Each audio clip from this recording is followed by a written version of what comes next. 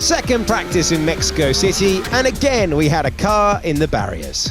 George Russell, who topped the timing tables in FP1, went bouncing over the curbs at turn 8 whilst navigating the S's, his out-of-control Mercedes, spinning across the track and colliding with the Tech Pro at turn 9.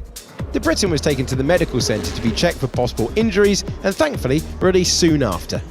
It was the extended 90-minute FP2, the extra time added so that Pirelli could test some new tyre compounds for 2025. Pierre Gasly on the experimental rubber did his best not to lock up when he went deep at turn 1, the Frenchman taking his Alpine over the grass. Having had some issues at the end of first practice, Max Verstappen was still unhappy with his ride this time out. What the hell, the brakes didn't work at all. Problems dogged the defending champion throughout the session, his RB20 spending a lot of time up on the blocks, the Dutchman consequently unable to set a competitive time.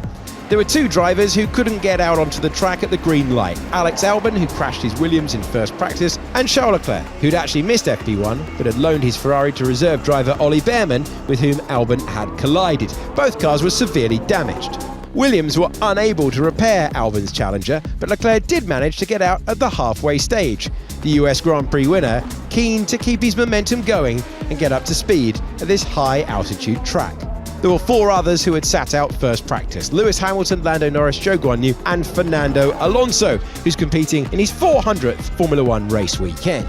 The two-time world champion was enjoying this session, going wheel-to-wheel with Norris at one point, the Spaniard refusing to give an inch to his British rival. V-Carb's Liam Lawson had a nasty snap at turn 3, which sent the New Zealander off-piste, and both McLaren drivers had hairy moments too. Norris bumping over the curbs through the stadium section, and Oscar Piastri fighting for control at turn 9. 12 months ago, home hero Sergio Perez had crashed out at the first corner. Checo will be looking for some redemption this weekend, but he was off the pace in both Friday sessions. P9, the reward for his best effort. With most times being set on the test tyres and so much running lost to red flags, the leaderboard isn't really a true reflection of the car's relative differences, but the fastest man on track was one of the form drivers. Carlos Sainz, second in Austin last week with the best lap of the day, a 1 minute 17.699. Piastri was next, but almost 2 tenths further back, then came Tsunoda and Leclerc. Norris bagged P5 on the mediums, and he was ahead of Magnussen, Hamilton, Bottas, Perez and Lawson. P11 for Alonso, also on the mediums, followed by Hülkenberg, Ocon, Stroll, Colapinto, Gasly, Zhou and Russell. Verstappen didn't set a competitive time, and Alex Albon was unable to enter the fray.